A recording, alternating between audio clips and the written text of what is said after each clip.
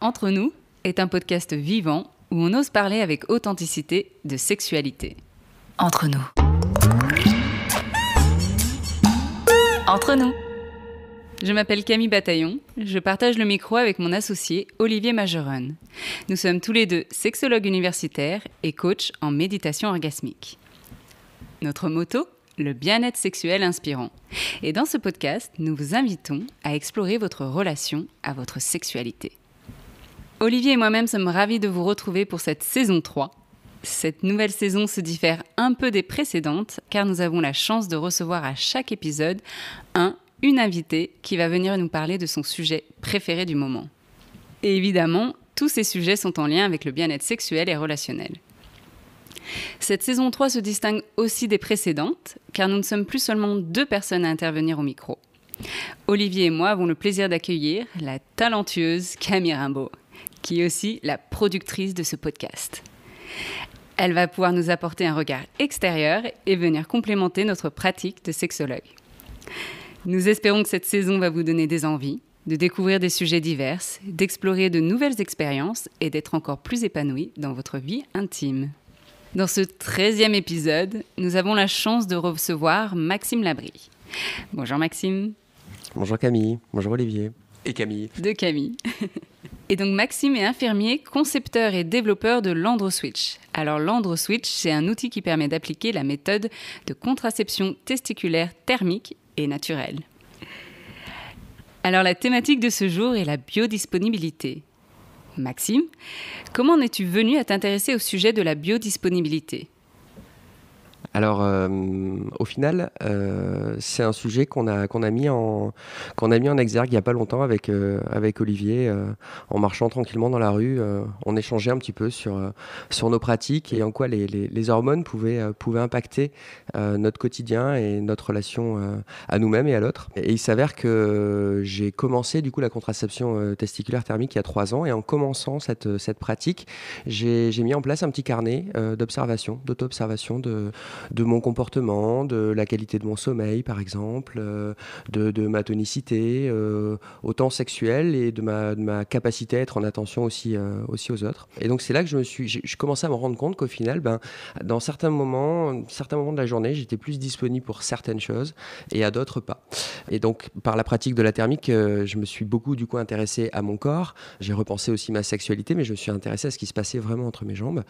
Et donc j'ai découvert qu'au final, les garçons étaient cycliques, que nous aussi on était dans des bains hormonaux qui étaient tout sauf linéaires, qui étaient au contraire pulsatiles, saisonniers, en lien avec les cycles circadiens et beaucoup en lien avec notre environnement, c'est-à-dire les personnes avec qui nous vivons, l'impact socio-culturel de nos bains dans lesquels on vit collectivement, la qualité de notre alimentation, etc. Et voilà, et c'est comme ça que l'idée de ce podcast est venue de parler de cette biodisponibilité qui varie dans le temps, en fonction des âges aussi, et en quoi justement les contraceptions naturelles, j'ai envie de dire, qu'elles soient pour les garçons ou pour les filles, peuvent ramener en fait la personne à s'interroger, à s'auto-observer sur ses cycles et à prendre acte dans un premier temps de leur existence et dans un second temps à voir en quoi ces cycles et ces temporalités, ces fenêtres qui s'ouvrent biodisponibles peuvent être utilisées dans le quotidien. J'aime beaucoup, Maxime, quand tu parles d'auto-observation, parce que c'est quelque chose qui est important pour se connaître soi, connaître son cycle. C'est quelque chose dont moi j'ai l'habitude de faire, surtout certaines femmes le font pour leur cycle menstruel, mais c'est vrai que c'est très rare que j'entende que des hommes le fassent. C'est une des réflexions qu'on a eues, Maxime et moi, quand on parlait il y a quelques mois dans la rue. C'est en fait, Maxime a commencé effectivement ses observations naturelles parce que la contraception naturelle éveille tant pour l'homme que pour la femme un retour au corps. On sort un peu de l'intellect et on écoute enfin de manière très attentive nos sensations corporelles et tout ce que ça éveille dans notre univers intérieur et quel est le jeu d'écho entre notre univers intérieur et extérieur, notre manière de vivre et d'être en relation avec les autres. Et moi, en fait, j'avais, sans avoir considéré en fait, la contraception masculine, que je ne considérais pas du tout vraiment à l'époque autre que le préservatif.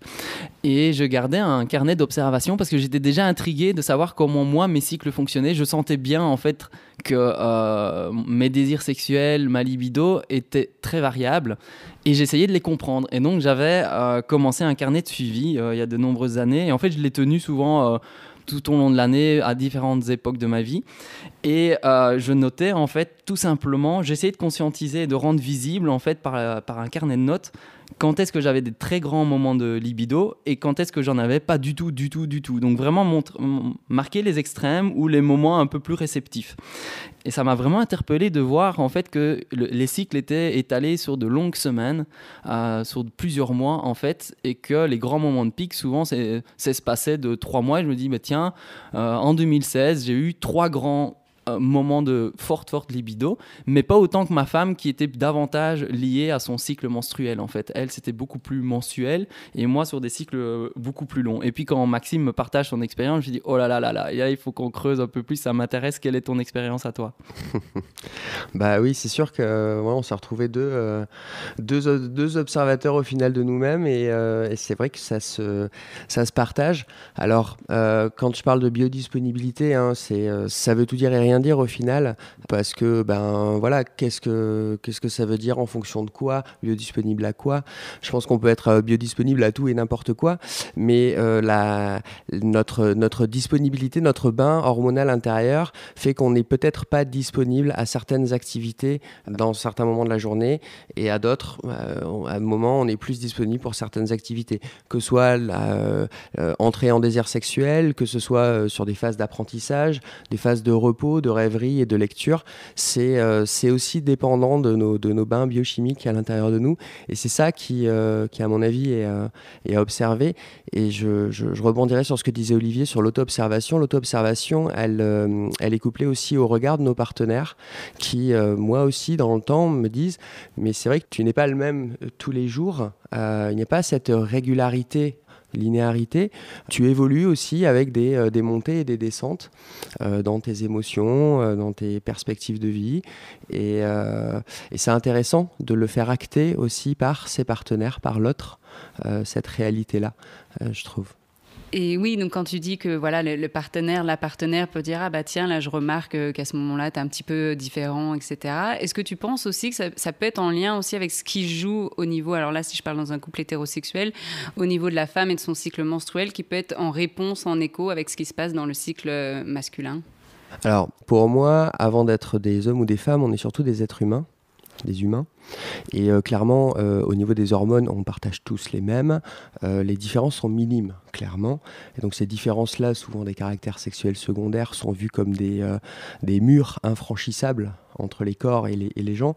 C'est une vaste connerie, que soyons clairs. Donc, je partirais de l'exemple ou de l'observation aussi de plusieurs femmes qui vivent ensemble.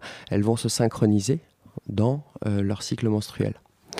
Donc je ne vois pas pourquoi un garçon ne se synchroniserait pas lui aussi avec sa partenaire et en quoi les cycles du garçon pourraient influencer aussi les cycles de la femme. Intéressant, oui. Et donc, du coup, la question qui me venait, Maxime, là, quand tu me dis hormones chez les hommes, moi, je pense directement testostérone. J'ai pas vraiment d'autres noms d'hormones qui me viennent. Et pourtant, tu disais qu'elles sont très similaires aux hormones chez la femme. Est-ce que tu peux développer un petit peu, s'il te plaît ? Elles sont identiques. Ni plus ni moins. On retrouve une vraie scission même dans le monde scientifique, dans la présentation des cycles hormonaux, où on essaie de présenter un regard cycle des garçons et des filles, et au final, sur les garçons, ça va être plutôt sur les couleurs bleues, des filles, couleurs jaunes, rose, et les garçons, on va partir sur la testo, et les filles, on va partir sur l'œstrogène et la progestérone. C'est en gros ce qui revient fréquemment. Faut savoir que quand même, chez un garçon, il baigne aussi dans de la progestérone, et dans des oestrogènes. Donc, pour revenir sur ce que tu disais, c'est oui, en fait, on baigne chacun dans les mêmes bains hormonaux. Les différences, ça va être les quantités qui vont être plus importantes de testo chez les garçons. Chez les filles, ça va être œstro-progestérone. Mais les deux vont baigner dans les deux hormones et vont impacter à peu près de la même manière le corps dans son ensemble. parce que ces hormones qui sont plutôt sexuelles et action sur des gonades, donc sur les organes de reproduction, ne fonctionnent pas que sur la partie reproduction, elles fonctionnent aussi sur la qualité osseuse, la qualité du système immunitaire, le développement du cerveau et des capacités cognitives, etc., etc., etc. Voilà. Je trouve ça génial parce que du coup, ça met vraiment les hommes et les femmes encore plus sur un spectre. On a tendance à avoir, à partitionner, à dire voilà les hommes, les femmes d'un côté. Donc du coup, quand on est peut-être un peu entre les deux, c'est compliqué de se retrouver parce qu'il n'y a pas vraiment de catégorie. Alors que là, si on part de ce côté, ce bain hormonal, en fait, c'est vraiment un spectre. C'est une question de dosage. Et si je prends juste une échelle entre 0 et 1, qui est très basique, on peut être sur toute cette échelle-là et donc avoir des degrés de masculinité et de féminité qui vont être différents. Et donc, ça donne une place à chacun. Et je trouve ça juste génial, quoi. Merci pour ces informations. C'est un changement de pattern, en fait. Voilà, tout simplement. Comment tu le vis, Olivier, de savoir que tu as des oestrogènes et des progestérones aussi dans ton corps ? Est-ce que ça te pose un problème en tant que garçon ?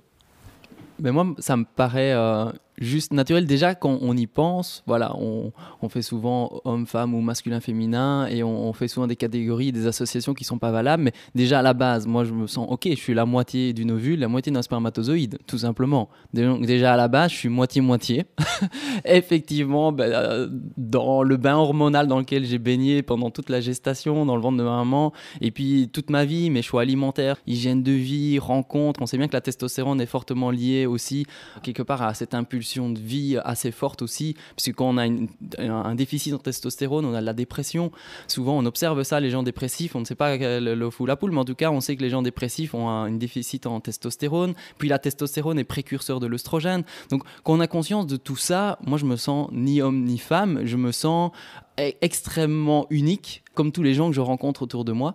Et donc, dans mes prises de notes, quand je voulais m'observer, parce que je voyais bien effectivement que ma libido, mon désir, comme des Maxime aussi, ma tonicité génitale aussi, était extrêmement variable, je me suis dit, par exemple, si je pense juste aux sensations des testicules, ne fût-ce que les mouvements, la manière dont elles dansent, les micro-mouvements, cette conscience-là, je voyais bien qu'elle variait énormément. Et je me suis dit, quand je fais l'amour, si j'ai une éjaculation, si j'ai un orgasme, je sais en fait que je vais me permettre de faire varier ce spectre, en tout cas ce bain d'hormones et de neurotransmetteurs à l'intérieur de mon corps, et de voir les effets que ça fait quand j'ai ces activités sexuelles, quand je viens créer une perturbation, une impulsion différente dans mon corps, comment il va réagir ? Est-ce qu'après une activité sexuelle, un orgasme intense, une éjaculation ou plusieurs éjaculations, est-ce que je vais me sentir plus en forme, moins en forme, actif, dépressif, penseur, introspectif, connecté, heureux, joyeux, envie d'aller vers l'extérieur, vers l'intérieur ? Il y a énormément de choses qui m'habitaient et j'avais envie de noter. Et pourquoi j'ai envie de noter ? C'est parce que souvent, je voyais bien aussi que c'est un peu comme observer le ciel. Les choses évoluent lentement et sur des grands cycles. Et quand ça évolue sur des grands cycles, c'est très difficile, très très difficile de s'en rendre compte. Et donc moi, mon carnet, je l'ai tenu pendant plus d'une année à plusieurs étapes de ma vie parce que je me rendais compte qu'effectivement,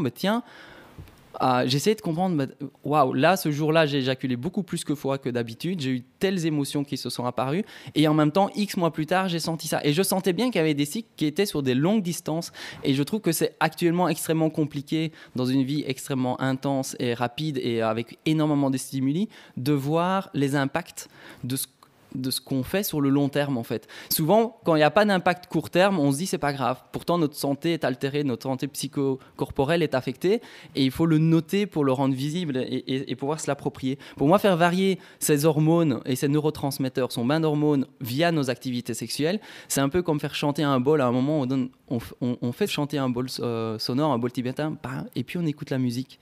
Et c'est un peu ça, j'écoute la musique qui suit après des activités sexuelles. Qu'est-ce qui se passe dans les heures, dans les jours, dans les semaines qui suivent quand j'ai créé ce chant avec mon propre corps. Et en fait, je suis juste à l'écoute. Et ça me parlait parce que j'ai rarement rencontré des hommes comme Maxime qui disent « Mais oui, moi aussi, j'écoute comment ce jeu d'écoute sur le long terme m'éveille à une conscience de moi et à ma relation, parce que finalement après ça impacte énormément ma relation à moi, mais à ma relation à ma partenaire.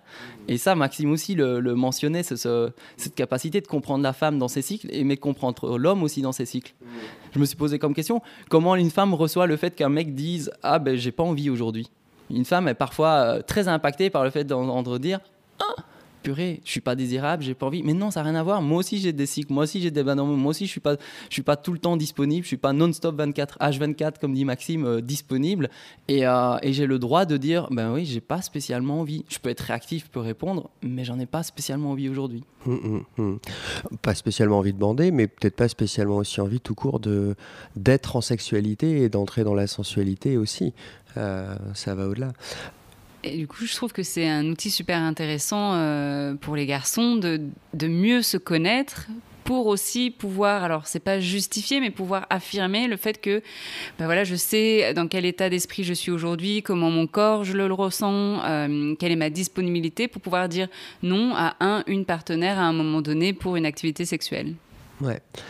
Alors, un garçon, au niveau de ses cycles, il y a deux choses à avoir en tête. Ce sont des cycles à peu près 3 mois au niveau de la production des spermatozoïdes. Donc, c'est vraiment un cycle long pour qu'un spermatozoïde devienne viable et soit éjaculé, soit recyclé. Il faut à peu près 3 mois. Et la seconde fréquence, elle est beaucoup plus rapide. Elle est sur 5 pics, en fait, par jour. 5 pics sur 24 heures. Donc on a à peu près 5 pics de testostérone chaque jour, dont le premier à 6 heures, que les garçons reconnaissent souvent au niveau de la puberté ou de la vie de jeune adulte, avec cette fameuse érection matinale. Voilà. Donc je rebondirai sur ce que disait Olivier sur en quoi on peut s'observer après une relation sexuelle et en quoi l'activité sexuelle peut impacter en fait notre bain biochimique. C'est vrai, et on pourrait même envisager qu'au final l'orgasme, parce que c'est vraiment la phase critique, on va dire, au niveau de notre sensation, il y a vraiment une petite mort, il y a une sensation d'envahissement. Donc s'il y a une petite mort, il y a peut-être une histoire de reset aussi, et il y aurait peut-être au travers de l'orgasme un phénomène de remise à jour de nos cycles internes au regard des interactions qu'on a pu avoir avec les environnements et tout. Ça pourrait du coup servir un peu comme d'un métronome en chanson, en musique, pour se réajuster dans notre danse hormonale. Comme une petite update, quoi. Ouais, je viens de vous l'inventer sur place, mais ouais, probablement, ça doit impacter en ce sens-là, ouais. On sait naturellement que notre état mental et psychique est fortement lié à notre bain hormonal et neurotransmetteurs, et que si on a des carences ou des excès de l'un ou l'autre, on va se comporter différemment, on va être plus en joie, plus en connexion. Et je me dis, tiens, après l'orgasme, comment on se sent ? On est joyeux, on a envie de rire, on se sent dépendant de l'autre, on a peut-être un manque de l'autre, de quelque chose. Pourquoi ? Qu'est-ce qui l'éveille ? Est-ce qu'il fait résonner en nous, comme on disait tout à l'heure, le fait d'être en lien avec quelqu'un, il y a une synchronisation, en tout cas, il y a quelque chose qui éveille et qui est stimulé chez nous, il y a des choses qui sont amplifiées, d'autres atténuées. Mais tiens, après l'orgasme, comment on se sent vis-à-vis de l'autre ?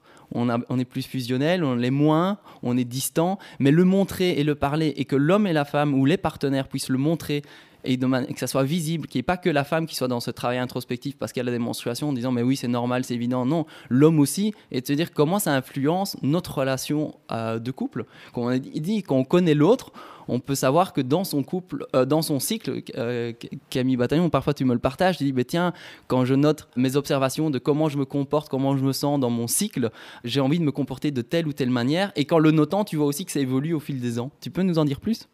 Oui, là récemment, ces 2 derniers cycles, j'ai observé que lorsque j'ai mes règles, je me sens comme si j'étais en phase d'ovulation, c'est-à-dire je me sens super productive, j'ai la banane, j'ai une forte libido, etc.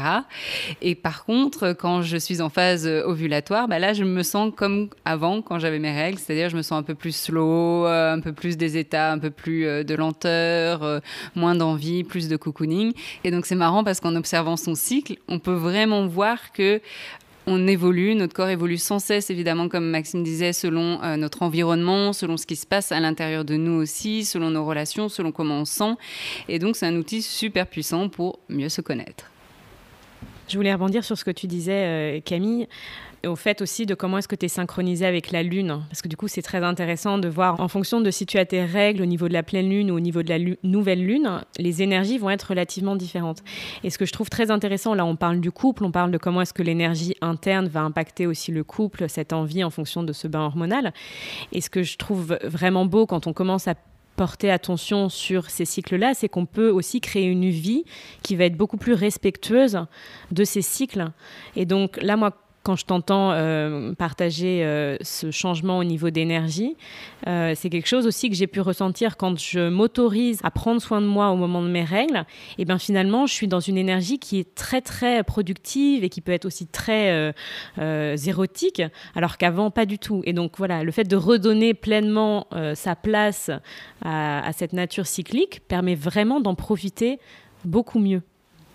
Oui, et comme tu dis, Camille Rimbaud, moi, ce que j'adore, c'est avoir cette vie respectueuse des cycles. Et pour ça, il faut pouvoir les observer, les noter, les rendre visibles, mais aussi dans le couple, et d'être attentif à soi et à l'autre, et d'avoir une nouvelle dynamique relationnelle, et d'influencer notre manière d'être actif à la sexualité. La sexualité, c'est pas on-off non plus, c'est aussi de se dire, bah, tiens, quand je suis plus introspectif et que j'ai pas envie de sortir, ma sexualité est plutôt de tel ordre, où j'ai envie de la savourer de telle manière. Quand je suis plus ouvert socialement, j'ai envie de sortir, bouger, mais j'ai envie d'une sexualité plus différente, parfois plus impulsive, plus directe. Et ça, on en parlait, Maxime, tu parlais de ton expérience aussi personnelle par rapport à ça, ce jeu d'écho et de partage de ces cycles personnels entre toi et ta partenaire, et de voir effectivement comment le fait de le rendre visible, comment ça influence votre relation en fait. Ouais, ça fait quelque temps maintenant que j'essaie aussi de me coller au cycle de ma partenaire, à savoir où elle en est dans ses phases, clairement. Je vais essayer d'observer ses phases.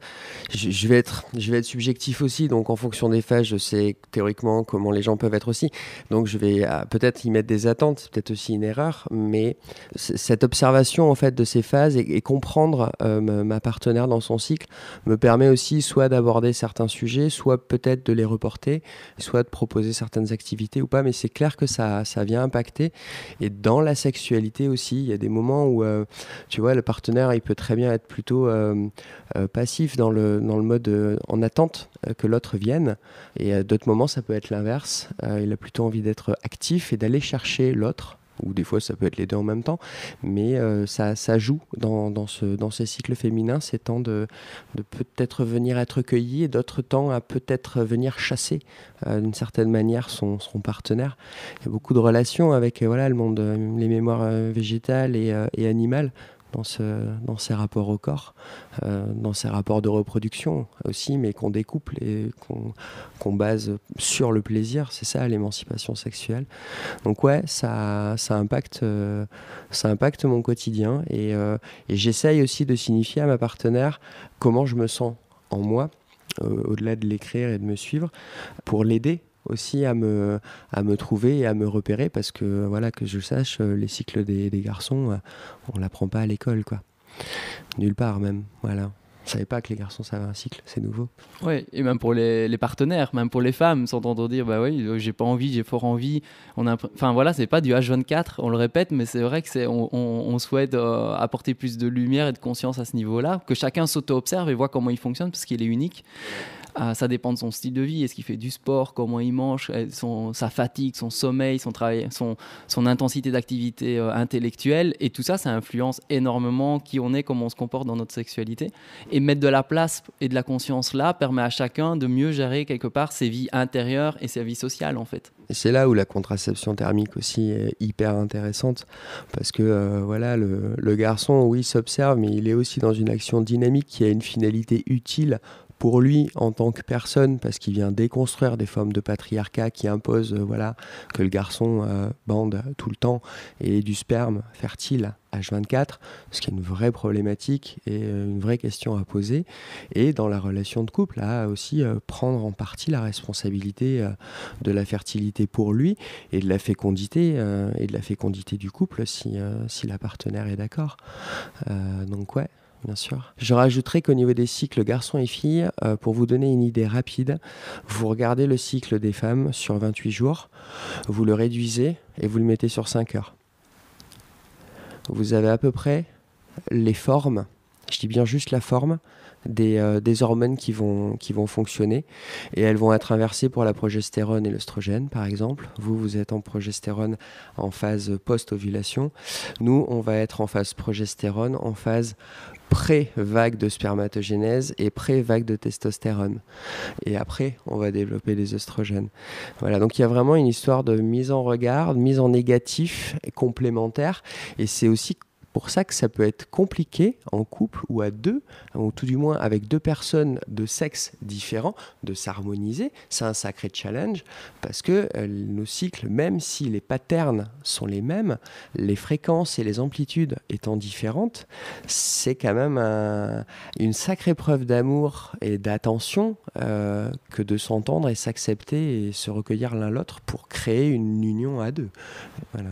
Vous imaginez du coup ce que ça représente de pouvoir en fait conscientiser ce qui se passe dans nos corps et de pouvoir mettre à la lumière de voilà, moi mon cycle est comme ceci, moi plutôt comme ça, et du coup c'est ça, comme tu disais, des fois il y a une insynchronicité entre les désirs, ce qu'on retrouve souvent justement en consultation sexologique, mais si du coup on arrive à comprendre ce qui se passe au niveau de la biodisponibilité, alors on peut se permettre une bienveillance, de l'attente, de l'amour et de la communication. Ouais. En discutant avec une sexologue qui a la pension aujourd'hui, elle m'avait dit, écoute, c'est vrai qu'on peut parler de toutes les difficultés sexuelles qu'on peut imaginer. Elle dit, les fondements pour elle, et la plus grande difficulté, c'est cette question de synchronicité des désirs, en fait. Le fait que quand on a envie en même temps, c'est toujours fabuleux, on s'en rend compte, pour tout le monde, en fait. Et c'est plus facile. Et quand on est asynchrone et qu'on n'est pas disponible au même moment, ça crée énormément de tension, et que pour elle, le souci majeur en sexualité, c'est ce côté de comment se retrouver, sachant qu'on a des rythmes différents. Et le tenir dans la durée, dans le temps, dans nos âges de vie, dans nos évolutions qui ne sont pas les mêmes. Voilà, on ne va pas évoluer au même rythme parfois. Et c'est cette saisonnalité de la vie aussi à prendre en compte. Et pour connaître quelque part son corps, parce que là, ce qui est génial dans la contraception naturelle, moderne, c'est qu'en fait, il y a un retour au corps, aux sensations. Mais si on pense simplement, si on se met à la place des hommes, parce que voilà, on porte un caleçon toute la journée qui colle le sexe au corps, alors qu'en fait, en temps normal, si on pouvait se permettre de vivre en kilt ou bien nu, le sexe, il bouge en permanence, les testicules aussi. Il y a ce côté où en fait, on perd énormément. En fait, il y a une déconnexion du corps en fait qui est colossale aussi pour les garçons. On se considère comme des machines performantes et le monde extérieur nous demande toujours, dans le monde professionnel, d'être performant, d'être toujours au taquet, d'être toujours au top. Et finalement, on est déconnecté de notre corps et on n'est même pas capable de sentir nos propres sensations parce que déjà même par l'usage des caleçons, on se déconnecte de toute sensation qui pourrait nourrir l'homme, mais aussi la relation à l'autre, en fait. Mais c'est sûr que la précarité vestimentaire dans laquelle sont les garçons, il y a des théories là-dessus. C'est une qui s'appelle la grande renonciation du masculin sur les habitudes vestimentaires. Et là, je pense qu'en 2020, on a atteint à peu près le summum de ce qu'on pouvait faire de pire au niveau vestimentaire pour les garçons, je dis bien. Moi, par exemple, si je veux m'habiller, j'ai plutôt intérêt à aller dans des magasins plutôt pour les filles, si je veux chercher des coupes ou des formes ou des couleurs ou différents tissus. Si je vais dans un magasin pour garçons, à part chemise, t-shirt, j'ai rien. Je vous parle même pas des jupes. L'usage des jupes, comment ça se fait qu'on puisse pas porter des jupes beaucoup plus fréquemment? Moi, je fais pas mal de marches, je pars en randonnée plusieurs jours en mode nature, mais vraiment nature. Et je préfère marcher en jupe qu'avec un pantalon ou un bermuda ou un short. Jupe et rien dessous. Il y a une liberté totale de mouvement. Et la contrainte vestimentaire, c'est sûr, vient couper, vient mentaliser aussi et enfermer les personnes dans des conditions genrées, des réflexions de différence, tu vois, de moi je porte ça, toi pas, etc. Alors que derrière, c'est des corps, et les corps, ce sont les mêmes partout. Et laisser le corps bouger, s'exprimer au niveau génital aussi, permet de nourrir en fait les sensations corporelles, se connecter davantage, être plus sensible, être plus à l'écoute de soi, mais être nourri au quotidien, tout au long de la journée en fait. On a aussi un rapport à la relation sexuelle, à l'autre qui est totalement différente, parce qu'en fait c'est pas quelque chose d'isolé ou le seul moment, comme s'il y avait une exclusivité ou un monopole en fait du bien-être sexuel par la relation sexuelle à l'autre. Il y a quelque chose qui prend une dimension totalement totalement différentes, quoi. Ah ouais, l'auto-érotisation, l'autosensualité. La première personne avec laquelle on doit faire l'amour, c'est soi-même, quoi. Que les choses soient à peu près claires. Ça paraît compliqué d'entrer en amour pour avec quelqu'un si déjà notre capacité de nous aimer nous-mêmes est inexistante. Et la question que l'on souhaite te poser, Maxime, que l'on posera du coup à tous nos invités de cette saison, c'est quel est l'outil qui t'a le plus aidé, toi, dans ta vie intime ? Là, par rapport à tout ce qu'on vient d'évoquer, je pense que c'est le carnet d'auto-observation. C'est de mettre en place une grille pour pouvoir me suivre et la partager avec ma partenaire. Ça fait office de média, c'est très intéressant, ça permet de prendre de la distance, de conserver de l'information sans la distendre au travers de notre mémoire. Donc ça a été un outil puissant, oui, et qui m'a permis, l'un des premiers qui m'a permis aussi de me rendre compte de cette approche cyclique et pulsatile dans laquelle vivait mon corps et avec lequel je vis et qui peut impacter en partie mon quotidien et la qualité de mes relations. Voilà. Génial. Et quel est ton conseil du coup pour les auditeurs, auditrices qui souhaiteraient justement s'intéresser à ce carnet d'observation? Qu'est-ce qu'ils, elles, peuvent mettre en place? Justement, tu fais bien de l'évoquer, Camille, parce qu'on en parle avec Olivier depuis quelques temps maintenant. Et là, on est en train de préparer une maquette, un petit carnet d'observation qui ne sera pas dédié aux garçons. Au départ, on était parti sur les garçons. Puis, d'un commun accord, on s'est dit, mais attends, un carnet d'auto-observation, ça peut être un carnet d'auto-observation de l'humain, point barre. Donc, garçons et filles pourront rentrer dedans. Et on pourrait même à terme penser des carnets mutualisés, des carnets de couple. Voilà, donc ouais, c'est en phase de préparation et ce sera bientôt partageable et en diffusion libre un peu partout. Qu'est-ce que t'en penses, Olivier ? Ouais, restez connectés parce que voilà, on va faire émerger cette création et la rendre disponible et la diffuser. Je trouve que ces carnets d'auto-observation, en fait, sont extrêmement enrichissants pour soi et pour la relation. Je trouve que c'est vraiment une idée géniale parce que là, comme ça, même en tant que femme où on a quand même plus d'outils, on sait un petit peu ce qu'on peut observer. En fait, quand tu veux commencer à t'observer mais que tu l'as jamais vraiment fait, je trouve que tu es là, mais ok, genre déjà mes émotions, c'est quoi le spectre des émotions que je peux ressentir? Donc dès là, tu ne saurais pas vraiment quelles émotions lister. Et puis voilà, d'être guidé dans cette observation, dans cette auto-observation, je trouve que c'est vraiment génial. Donc où est-ce qu'on peut trouver, où est-ce qu'on pourra trouver, quand est-ce que ça sera disponible? Quand est-ce que ce sera disponible, Olivier, dis-moi ? Écoute, si on a toutes les ressources nécessaires et les supports, ça peut aller très très vite, quoi. Ça pourrait être la semaine prochaine si on était soutenu. On pourra demander de l'aide, des subventions de la ville, qui sait, d'aide d'autres ASBL. En tout cas, nous, on a la maquette, on va la diffuser et puis voir quelle forme elle peut prendre et comment elle peut être à l'usage de tout le monde et se propager, en fait, parce que je pense que c'est un outil extrêmement puissant et nourrissant pour les relations. Ouais, d'ailleurs, on la finalise cet après-midi, cette maquette-là. Voilà, on est entouré de livres, de bonne humeur et on va s'y mettre là, après l'enregistrement du podcast. Voilà.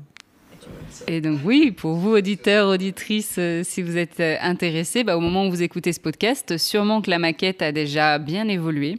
Et donc pour suivre justement cette évolution de cette maquette du carnet d'observation, vous pouvez vous inscrire à la newsletter du Lovell Center, suivre nos comptes Instagram, Slow Contraception et Lovell Center. Comme ça, vous aurez toutes les informations en temps voulu.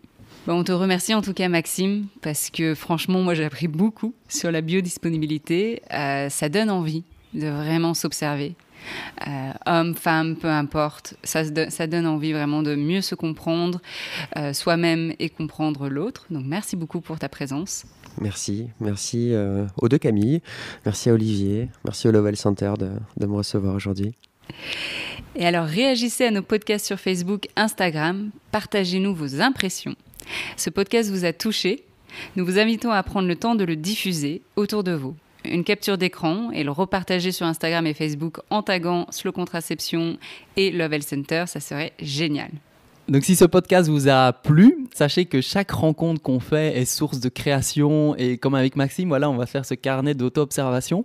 On est à la recherche de financement pour permettre ces rencontres, ces podcasts et également les créations qui sont issues de ces moments magiques en fait qui font émerger des choses totalement nouvelles à chaque fois. Et voilà, donc si vous connaissez des entreprises, des particuliers, des mécènes, des philanthropes, contactez-les, mettez-nous en contact, envoyez-nous des suggestions, on est à l'écoute. Merci beaucoup. Au micro de cet épisode, Maxime Labrie, Olivier Majeron, Camille Rimbaud et moi-même Camille Bataillon. Productrice de ce podcast, Camille Rimbaud de Inspire By, avec le soutien de The Podcast Factory.org. Entre nous. Entre nous.